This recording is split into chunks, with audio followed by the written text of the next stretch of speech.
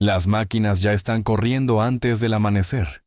En un piso de fábrica en algún lugar de América, un lugar tan grande que el extremo lejano de él desaparece en niebla industrial.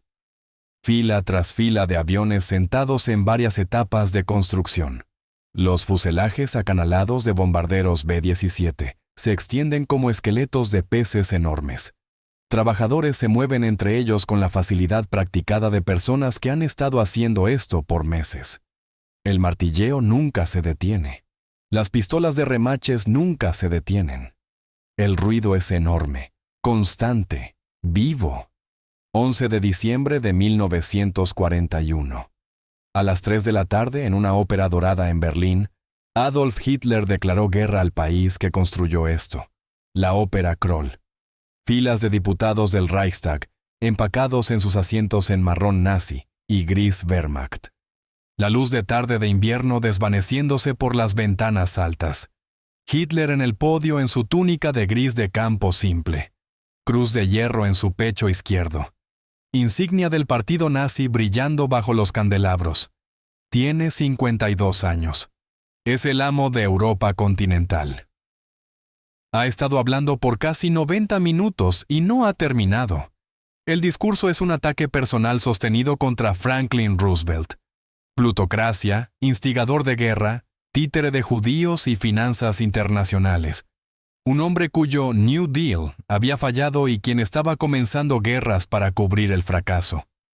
Primero incita guerra, dice Hitler al Reich. Entonces falsifica las causas. Entonces odiosamente se envuelve en un manto de hipocresía cristiana y lenta, pero seguramente lleva a la humanidad a la guerra. El salón erupciona, hombres de pie, brazos extendidos, rugiendo. Las cámaras de noticieros capturan todo. 1500 kilómetros al este, la temperatura en el perímetro de Moscú está cayendo hacia 30 bajo cero. Soldados alemanes en uniformes de peso de verano han metido periódico bajo sus abrigos para aislamiento. Aceite de motor se ha espesado a pasta. Proyectiles de artillería que disparaban en otoño se niegan a disparar en este frío. La Wehrmacht, la fuerza que destrozó Polonia en semanas, Francia en 6, Yugoslavia en 11 días, está congelada en lugar, 15 millas de las agujas del Kremlin, incapaz de avanzar. La guerra en el este que se suponía terminaría en 3 meses está en su sexto. Alemania en diciembre de 1941. Un ejército congelándose fuera de Moscú y un Führer en un atril en un salón dorado declarando guerra a la economía industrial más grande en la Tierra. ¿Qué pensó Hitler que estaba declarando guerra? ¿Y cómo lo entendió tan mal? La respuesta comienza no en diciembre de 1941, sino décadas antes, en una mente que había estado construyendo una imagen de América por la mayoría de su vida adulta, y construyéndola desde el principio, a través de un lente que garantizaría que la imagen fuera falsa. Hitler nunca puso pie en Estados Unidos. Lo que conocía de él venía de libros, películas, reportes, y el filtro poderoso de su propia ideología racial. Había pensado sobre ello mucho más cuidadosamente de lo que la mayoría de personas se daban cuenta. Leyó las novelas de aventura de Karl May, historias de vaqueros y la conquista del oeste americano y nunca dejó de leerlas, ni siquiera en el pico de la guerra.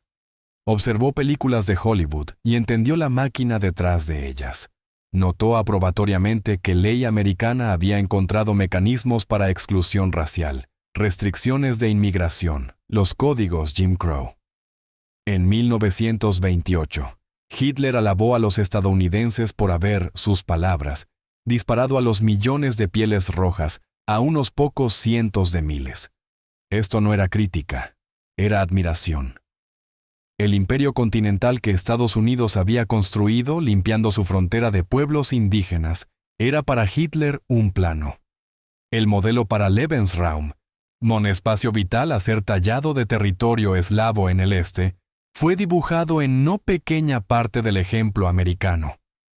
Una cosa que los estadounidenses tienen y que nos falta, se quejó Hitler en su mesa de cena en comentarios después registrados, es el sentido de espacios abiertos vastos, no como amenaza, como anhelo. Y entonces la misma ideología requería que concluyera que el mecanismo había sido fatalmente envenenado, porque América no había completado el proyecto. No había mantenido pureza racial. Había permitido inmigración de todo el mundo y tenía una población judía grande, en posiciones de influencia cultural y financiera. Una democracia multirracial, lo que significaba, por la lógica ineludible de su marco, una civilización en declive terminal, impresionante en su pasado, condenada en su futuro. Una nación donde judíos tenían poder no podía organizar, no podía sacrificar, no podía luchar una guerra real. Su teoría lo requería. Había mirado a América cuidadosamente. Por años, había alcanzado conclusiones que seguían lógicamente de sus premisas. La ideología no lo cegó a América. Invirtió el significado de todo lo que vio. En mayo de 1940, Roosevelt se paró ante Congreso y llamó por la producción de 185,000 aviones, 120,000 tanques, 55,000 cañones antiaéreos y 18 millones de toneladas de transporte mercante en 2 años. Los asesores de Hitler, operando del mismo filtro ideológico que su Führer, o simplemente incapaces de desafiarlo, declararon el anuncio imposible. En 1939, producción total de aviones militares estadounidenses había sido bajo 3,000 aviones. Hitler acordó. Una intervención estadounidense, dijo, por entregas masivas de aviones y materiales de guerra, no cambiará el resultado de la guerra. Creía esto, y en diciembre de 1941, tomó la decisión que requeriría que estuviera correcto. Había razonamiento detrás de la declaración. No era impulsivo. Hitler había estado observando comportamiento estadounidense por meses. La ley de préstamo y arriendo, firmada en marzo de 1941.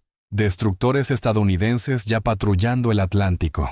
El apoyo apenas oculto de Roosevelt para Gran Bretaña y la Unión Soviética. Había concluido que guerra con América estaba en términos prácticos ya en marcha, y una declaración formal cambiaba poco excepto el papeleo. El ataque japonés a Pearl Harbor, cuando vino el 7 de diciembre, resolvió un problema y creó una oportunidad. Hitler no había sido dicho con anticipación. Su aliado no se había molestado en informarle, pero estaba eufórico. Creía en esos primeros días de diciembre que la Unión Soviética estaba al borde del colapso, que Gran Bretaña estaba estrangulada, y que el golpe de Japón había redirigido la furia militar de América hacia el Pacífico. Ahora calculó 4 cosas y estaba equivocado sobre todas 4. Calculó que Japón mantendría a América ocupada en el Pacífico, dividiendo su atención y sus recursos. Calculó que América era militarmente débil. Da 630,000 soldados contra millones de Alemania y Japón, cada uno, y tomaría años construir un ejército capaz de intervención en Europa. Y calculó que democracia estadounidense se estaba fracturando, que sentimiento aislacionista resistiría cualquier compromiso europeo, y calculó que la guerra terminaría antes de que industria estadounidense pudiera importar. Cada uno de estos cálculos contenía algún fragmento de realidad. América era militarmente débil en diciembre de 1941. El movimiento aislacionista era poderoso. Charles Lindbergh estaba haciendo discursos. El Comité America First tenía cientos de miles de miembros. Rabia pública estadounidense después de Pearl Harbor estaba dirigida a Japón, y el propio Roosevelt temía que permaneciera ahí. Su preocupación era que el ataque había despertado tanta furia a los japoneses, que opinión pública forzaría su esfuerzo principal hacia el Pacífico. Estaba esperando que Hitler resolviera este problema para él. Joachim von Ribbentrop, el ministro de Relaciones Exteriores alemán, entendía más de lo que le era permitido decir. Había expresado temores privados de que una declaración formal abrumaría el esfuerzo de guerra alemán. Fue anulado. En la mañana del 11 de diciembre, convocó a Leland Morris, el encargado de negocios estadounidense, a su oficina. Leyó la declaración en voz alta. Entonces, por el relato del diplomático George Kennan, quien estaba presente, se volvió sobre Morris y gritó: «Su presidente ha querido esta guerra. Ahora la tiene». Se volvió sobre su talón y dejó la habitación. En Washington, el representante alemán fue empujado por fotógrafos en un elevador del Departamento de Estado. Se retiró a la embajada en Massachusetts Avenue. Para la tarde, la bandera suiza estaba subiendo sobre el edificio. La brecha estaba completa, y lo que Ribbentrop gritó a Morris fue actuación. La furia de un hombre ahogando sus propias dudas. Lo que la declaración realmente fue en su efecto, fue el regalo más grande de Hitler al hombre que despreciaba. El caso aislacionista, que había sido la mejor evidencia de Hitler de que América no lucharía, fue destruido no por Roosevelt, sino por Hitler mismo. La República dividida de 1940, la que sus cálculos dependían, cesó de existir esa tarde. La América que fue a la guerra estaba unificada. El hombre que la unificó fue Adolf Hitler. Aquí está lo que realmente estaba pasando antes del ataque japonés, antes de la declaración. En fábricas que habían estado reequipándose para guerra desde 1940, la máquina industrial estadounidense ya estaba en movimiento. La ley de préstamo y arriendo había estado moviendo suministros a Gran Bretaña y la Unión Soviética desde marzo. Aviones, tanques, camiones, munición nueva, comida, materias primas. La tubería ya estaba abierta. Lo que la declaración de guerra hizo fue inundarla. Las cifras que asesores de Hitler llamaron propaganda no eran propaganda. A la economía industrial que Hitler desestimó como podrida con diversidad y finanzas judías, operaba por reglas diferentes que cualquier cosa que había encontrado. América no maximizó su capacidad de producción existente, construyó nueva capacidad. Entonces la llenó. Fábricas construidas para construir fábricas. Líneas de ensamblaje prestadas de la industria automotriz adaptadas para producir barcos.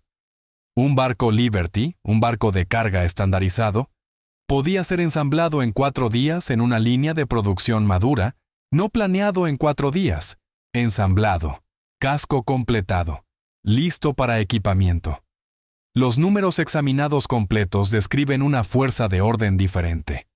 Producto Nacional Bruto estadounidense creció 52% entre 1939 y 1944. El PIB de Alemania se movió de 375 billones a un pico de 466 billones de dólares internacionales. El de América se movió de 800 billones a casi 1.500 billones. En el pico de la guerra, Estados Unidos estaba produciendo más de 3 veces la producción económica total de Alemania, no en una categoría, a través de todas ellas simultáneamente. Para el final de la guerra, fábricas estadounidenses habían producido 300.000 aviones. Alemania, a través de toda la guerra, produjo aproximadamente 119.000 de todos tipos combinados. Un camión que dejaba una fábrica de Detroit a principios de 1942 podría alcanzar la Unión Soviética para finales de 1942. Comandantes soviéticos después reconocieron que vehículos suministrados estadounidenses transformaron logística del Ejército Rojo, habilitando las ofensivas de penetración profunda de 1943-1944 y 1945 que columnas de suministro alemanas tiradas por caballos no podían igualar. Y Alemania estaba luchando contra la Unión Soviética en parte con camiones construidos en Detroit. La capacidad industrial que Hitler había llamado propaganda estaba simultáneamente armando a cada uno de sus enemigos. Había llamado imposible. Ya estaba pasando. 12 de junio de 1942, 11:30 de la noche, fuera de la costa de Long Island, aproximadamente 100 millas al este de Nueva York, un submarino alemán rompe la superficie por una niebla atlántica espesa.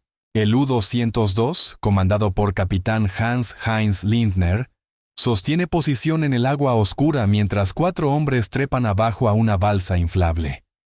Están usando uniformes de marina alemana, una precaución deliberada para reclamar estatus de prisionero de guerra si capturados en la playa. Sus nombres son Dash, Burger, Quirin y Hank. Están llevando explosivos, detonadores e incendiarios.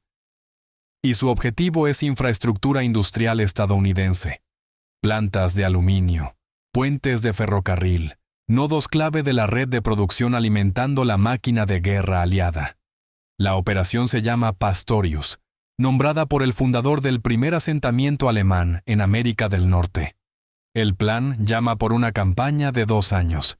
Llegan a tierra en Amagansett, entierran sus explosivos y sus uniformes en la arena, se ponen ropa civil. Por la niebla, una figura aparece. Su nombre es John Cullen.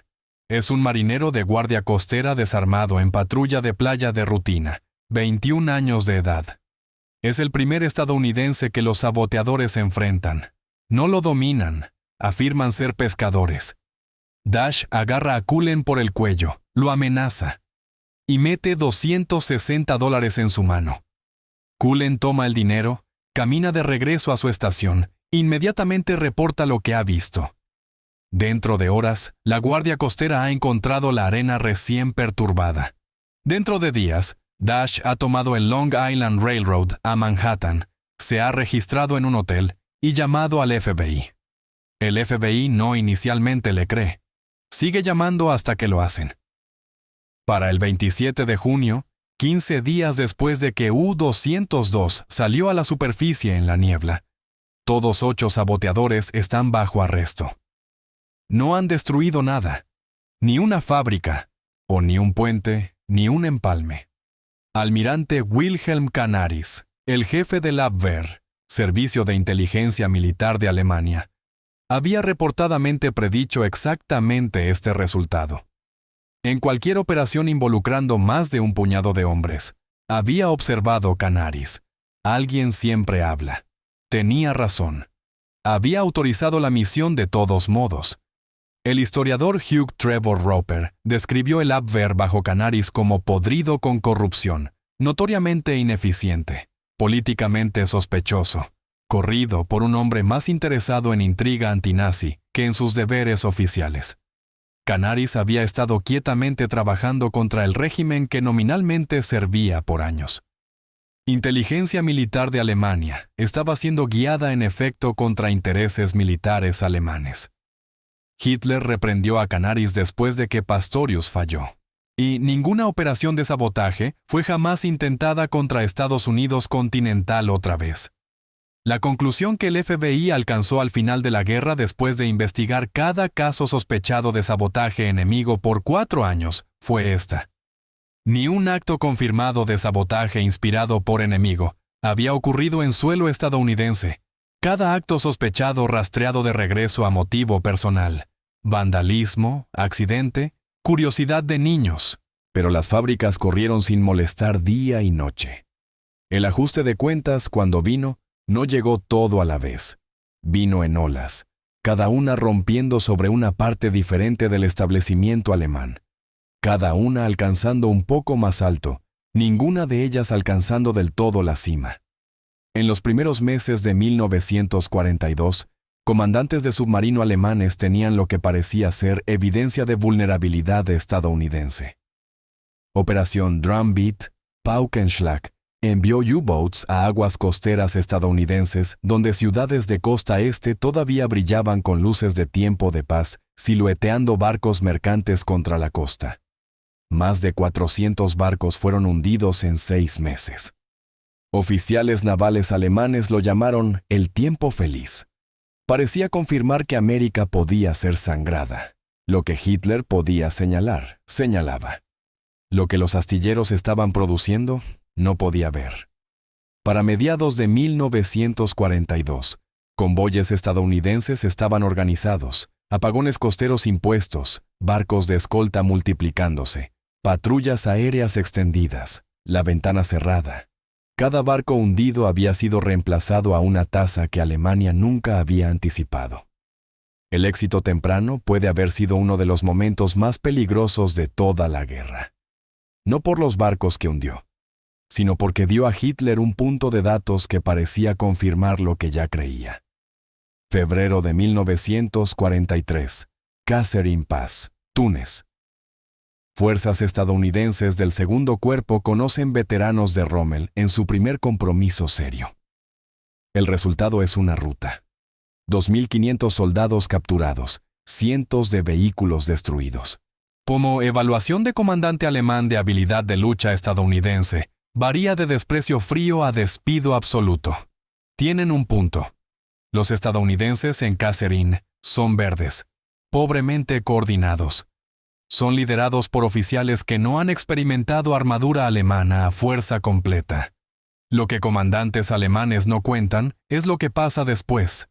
Los estadounidenses se reorganizan, cambian comandantes, regresan.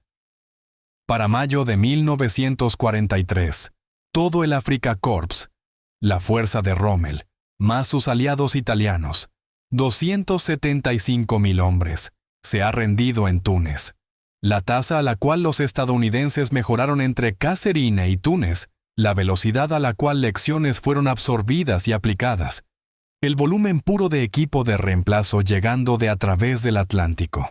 A nada de ello igual a nada que comandantes alemanes han encontrado de cualquier oponente europeo. Entienden algo en Túnez que no había estado claro en el pasado.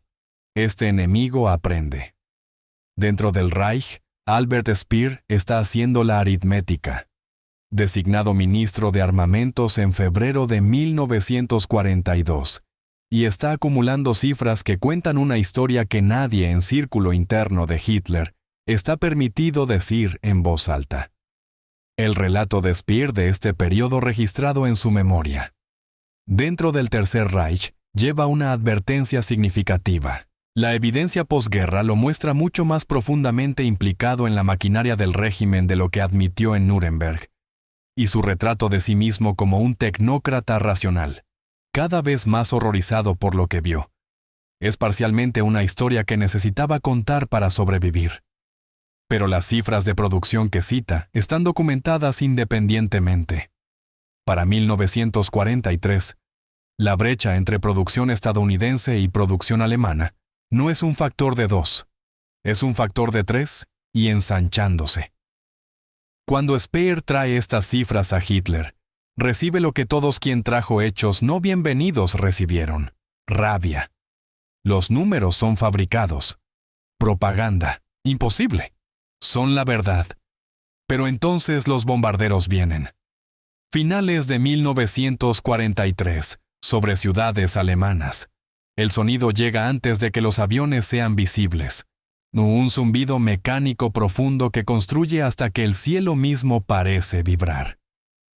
Fortalezas voladoras B. 17 estadounidenses y liberadores B-24 volando en formación de día a alta altitud en números que oficiales de defensa aérea alemanes luchan por contar. 100 aviones, 200. La Luftwaffe sube a encontrarlos e inflige pérdidas reales. Los estadounidenses absorben las pérdidas y regresan el día siguiente. El P-51 Mustang llega como caza de escolta de largo rango a finales de 1943.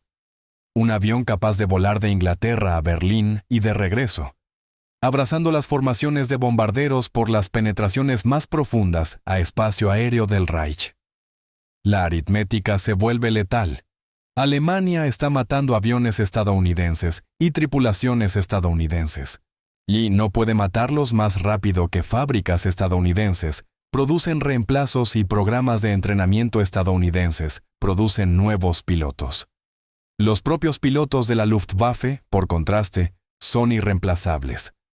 Cada veterano perdido sobre el Reich lleva años de experiencia abajo con él. Cada reemplazo que sube es menos hábil, sobrevive menos misiones, muere más rápido. La curva solo corre en una dirección. Para la primavera de 1944, la Luftwaffe, que había aterrorizado Europa desde 1939, la fuerza que había destruido Varsovia, Rotterdam, Coventry, está rota como instrumento estratégico. No por algún golpe táctico decisivo, porque los pisos de fábrica que Hitler desestimó en 1940 habían estado corriendo alrededor del reloj por 4 años, y las matemáticas llegaron en la forma de ruido de motor sobre ciudades alemanas. más 6 de junio de 1944. Las playas de Normandía y la escala de lo que lava a tierra. Los vehículos, la munición, los hombres, el combustible, las partes de reemplazo, la masa logística de un ejército construido por la economía más grande en la Tierra, está más allá de cualquier cosa que las fuerzas defensoras puedan contrarrestar. Un oficial alemán capturado ese día mirando a los barcos de suministro, todavía viniendo a través del canal en una línea ininterrumpida, reportadamente dijo: «No podemos ganar contra esto. No es el primer oficial alemán en entender. Es simplemente el último». La comprensión ha estado trabajando su camino hacia arriba por el establecimiento alemán por 2 años. Por comandantes de submarino, por veteranos del Afrika Korps, por pilotos de Luftwaffe haciendo la aritmética en tasas de reemplazo, por ministros de armamentos mirando tablas de producción. Las luces han estado encendiéndose una por una en un edificio oscuro. La única habitación que permanece oscura está en la cima. Abril de 1945. El búnker del Führer bajo la Cancillería del Reich en Berlín. Artillería soviética es audible arriba. Ha sido audible por días. La percusión de proyectiles trabajando constantemente por la ciudad arriba como una demolición mecánica lenta. Aquí abajo, bajo 8 metros de concreto reforzado, Adolf Hitler está parado en una mesa de mapa. Su mano izquierda tiembla. Ha estado temblando notablemente desde 1943. El Parkinson's, avanzando en etapas que aquellos alrededor de él han rastreado en el envejecimiento de su rostro, el ralentizamiento de su andar, la vacancia profundizándose en sus ojos. Tiene 56 años y parece más viejo. Los oficiales alrededor de la mesa todavía están observando y está emitiendo órdenes a divisiones que o ya no existen o existen solo como marcas de lápiz en un mapa. Formaciones fantasma adjuntas. A flechas de objetivo apuntando hacia posiciones que fuerzas soviéticas ya han sobrepasado. Está proponiendo un contraataque que aliviará Berlín. Está explicando en lenguaje táctico preciso cómo funcionará. Nadie en la mesa le dice que no funcionará. Los generales que le dijeron la verdad fueron despedidos. Algunos fueron ejecutados. La misma arquitectura que había hecho imposible leer poder estadounidense. En diciembre de 1941, hace igualmente imposible leer armadura soviética en abril de 1945. Cada reporte de colapso alemán se vuelve evidencia de traición y mala gestión temporal. No experimenta la guerra como perdida. La experimenta como traicionada por hombres débiles, todavía susceptibles a reversión. Está dando órdenes a fantasmas, pero el 30 de abril muere por su propia mano. La bandera soviética sube sobre el Reichstag el día siguiente. En campo de concentración Flossenbürg, almirante Wilhelm Canaris había sido colgado 3 semanas antes en un cordón delgado en estrangulación lenta, en la mañana temprana del 9 de abril, 3 semanas antes de la rendición de Alemania. El hombre que corrió servicio de inteligencia de Alemania contra intereses de Alemania, de quien había predicho que alguien siempre habla, quien había estado quietamente trabajando contra el régimen por años, murió por un tipo diferente de traición que la que fue acusado. Ribbentrop fue a las horcas de Nuremberg en octubre de 1946. Speer recibió 20 años. Su actuación posguerra como el tecnócrata reacio que no había sabido suficiente, que había entendido demasiado tarde, ahorrándolo de la cuerda.